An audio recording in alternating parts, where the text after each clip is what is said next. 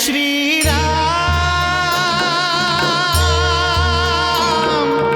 महाराज सुग्रीव, हम रउआ के और रउआ साथी वानर सबके हार्दिक बधाई देतानी कि इतना विशाल सेतु के इतना कम समय में बना के आपन कीर्ति के, आपन साहस के ऐसन उदाहरण संसार के देले बाड़े जौन आवे वाली पीढ़ी सब खातिर नमनीय होखी।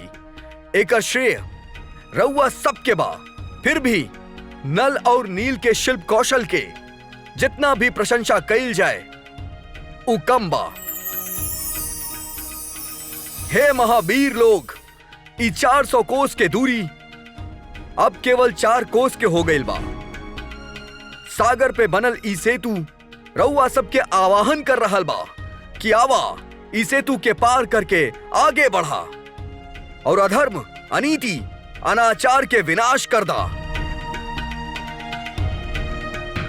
हे महावीर लोग, हर हर महादेव के नारा लगावत ई सेतु के पार करा। प्रभु, इस सेतु पर पहला पग राउरे पड़ी। हर हर महादेव, हर हर महादेव।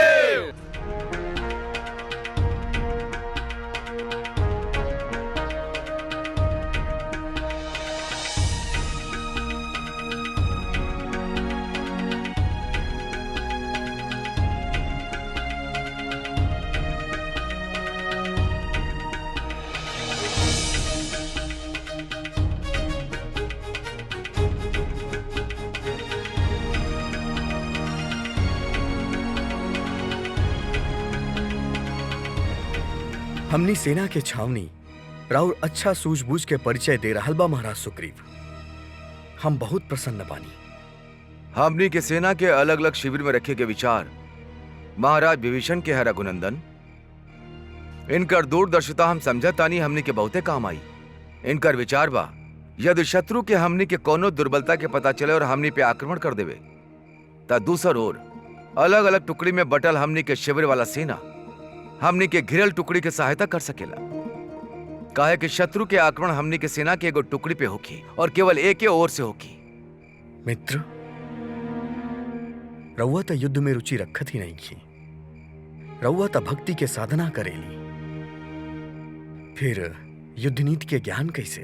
प्रभु, त्रिलोक विजेता रावण के भाई हैं। ओ रावण जौन तलवार के बल पर राज करेला, रणनीति के कुछ ज्ञान तो आइए जाए। महाराज सुग्रीव, विनम्रता इनकर आभूषण हा। सेना के संचालन में इनकर राय हमनी खातिर उपयोगी रही। रघुनंदन, रवा चिंता मत करी। इनकर परामर्श के बिना सेना के कोनो आज्ञा न देल जाई। का राम आपन बानर सेना के साथे समुद्र पार करके लंका पहुंचल? जी महाराज। ये कैसे संभव बा?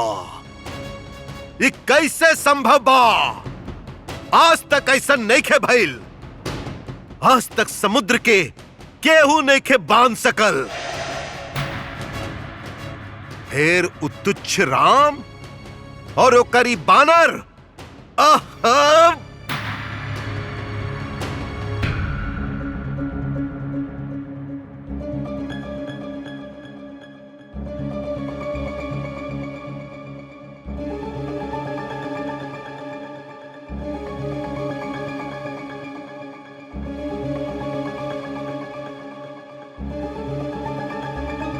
राम लंका आ पहुंचल बा। ई संदेश सीता तक पहुंचे के पहले सीता हमार हो जाए के चाहिए। लेकिन कैसे कैसे लंकेश, कैसे सीता हमार हो कि कैसे?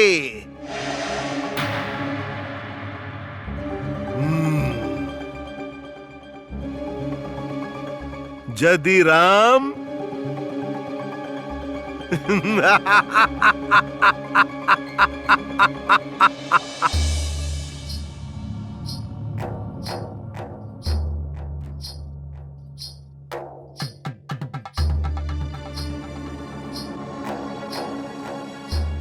सुंदरी, समाज के, धर्म के, नीति के भय प्रतिदिन तहरा के मुंह चिढ़ावत रहत रहे, परंतु हमार मन में विश्वास रहे और यही से हम समाज, नीति, धर्म के भय भुला के ए आस में बैठल रहनी कि एक दिन आपन आकांक्षा के गला में जयमाला पहनाई।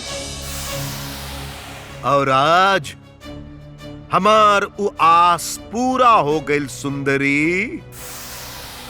तू हर बंधन से मुक्त हो गईलू। तारा मुक्ति मिल गई सुंदरी, तारा मुक्ति मिल गई। अर्थात का हम जा सकतानी?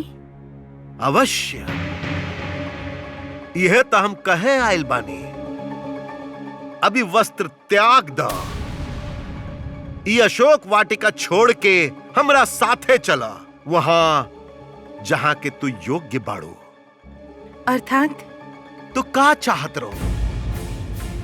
राम आवे, लंका और लंकापति के विनाश करे और तहरा के अपना साथ लेके चल जाए, यह ना?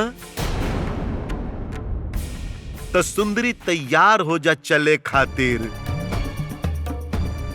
कहीं कि विनाश हो चुकल बा। काहे? हमार बात पर विश्वास नहीं के हो रहल? त्रिजटा,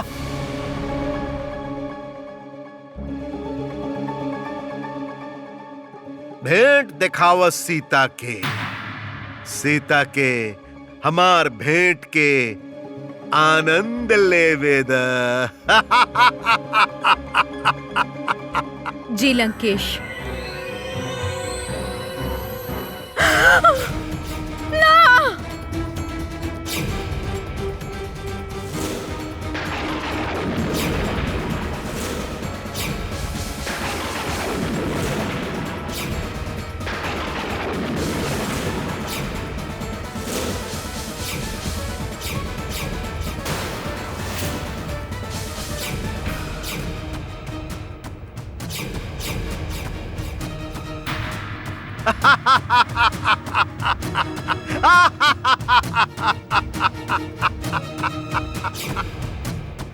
ई का भइल राघव? हर पल अपना साथे रखे वाला अपन अर्धांगिनी के अकेले छोड़ गई नी। वनवास आवे धरी रउआ हमार साथ न छोड़नी, पर लोग जात समय हमरा के अपना साथे काहे ना लेके गई नी, काहे ना लेके गई नी। हम रउआ बिना जीवित ना रह पाई, हम रउआ बिना जीवित ना रह पाए।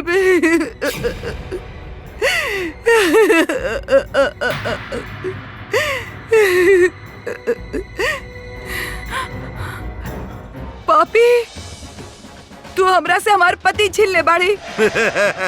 हम तोरा के श्राप देतानी। ओ, एकर दंड तोरा अवश्य मिली, अवश्य मिली। इस समय शाप के नईखे सुंदरी। राम जब तक जीवित रहे तहार हट समझ में आवत रहे, किंतु अब तहार पति के साथे साथ तहार पतिव्रत भी तारा साथ छोड़ गई। अब हमनी के बीच कौनो बाधा नहीं खे। जीवन के एक एक पल आनंद लेबे लायक बा सुंदरी। एकरा के व्यर्थ मत गवावा। आव सुंदरी।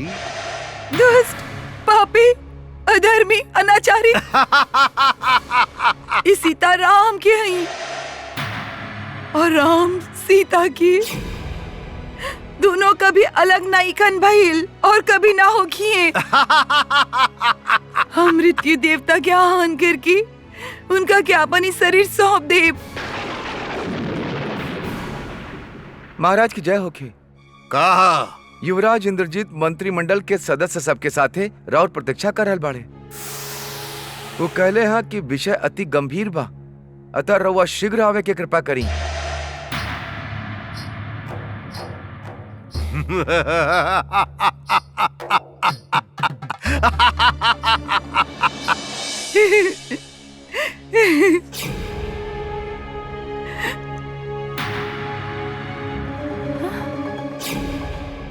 ये का भइल माता त्रिजटा? पुत्री सीता, ई सर प्रभु श्री राम के ना रहे, माया के बनावल रहे। दशानन के सामने हम कुछ ना बोल सकनी। तो चिंता मत करा, प्रभु श्री राम सकुशल बाड़े और उ लंका पहुंच गइल बाड़े। साचे माते उ लंका पहुंच गईले। कहल जाता जौन आज तक केहू नहीं कैले वो प्रभु श्री राम कर दिखैले बाड़े। 400 कोस के समुद्र पे सेतु बांध देले बाड़े उ, और आपन विशाल वानर सेना के साथे वो ए पार आ पहुंचल बाड़े।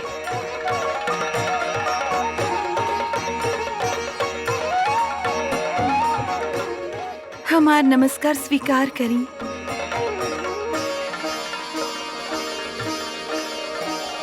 सीते,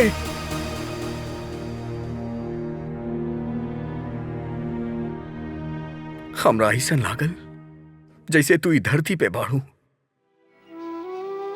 और हमरा के छू रहल बाड़ू।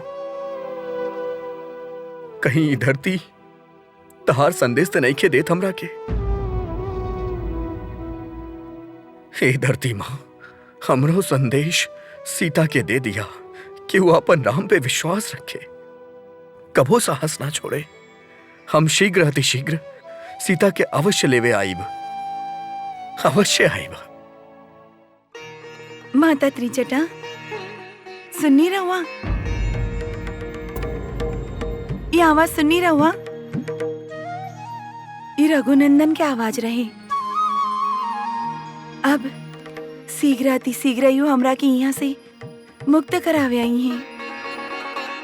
अंततः हमार प्रतीक्षा के अंत होके के समय आ गइल बा माता। और का कहत रहू तू सब? हमार रघुनंदन समुद्र के वो पार से अयोध्या लौट जाइए। ना गईले, हमार रघुनंदन अयोध्या वापस नहीं खन गईल। हमार विश्वास के सम्मान कइले बाड़े। सब कठिनाई के सामना करत पूरा वानर सेना के साथे उस समुद्र पार करके लंका पहुंच चुकल बाड़े। अब दुष्ट रावण और ओकर मृत्यु के बीच की दूरी अधिक नहीं खे रह गइल। धीरे धीरे मृत्यु ओकरा निकट आ रहल बा।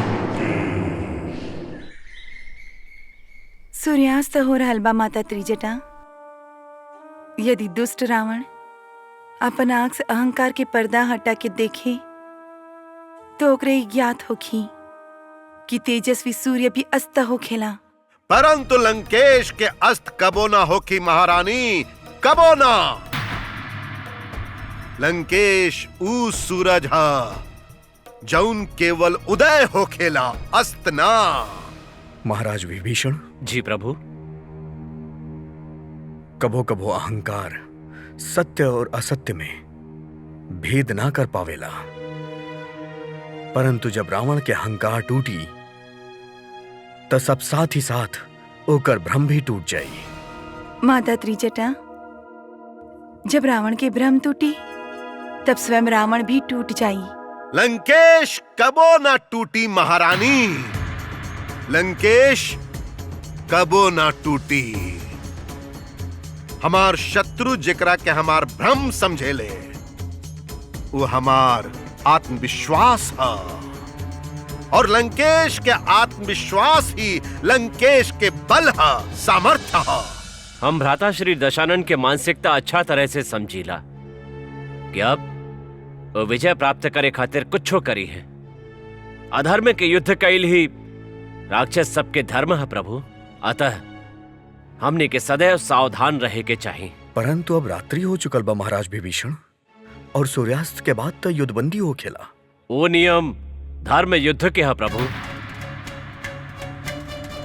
और भ्राता श्री तब कौनो नियम के पालन कैल ही नहीं खन। हमरा भय बा प्रभु कि मायावी इंद्रजीत रात्रि में ही आक्रमण करी। वानर राज, महाराज विभीषण के चिंता विचारणीय बा। यही से रात्रि के समय भी आपन सैनिक सबके आदेश दी कि वो सतर्क रहें। यदि राक्षस आक्रमण कैले त रघुनंदन हमने उ राक्षस सबके विनाश करे।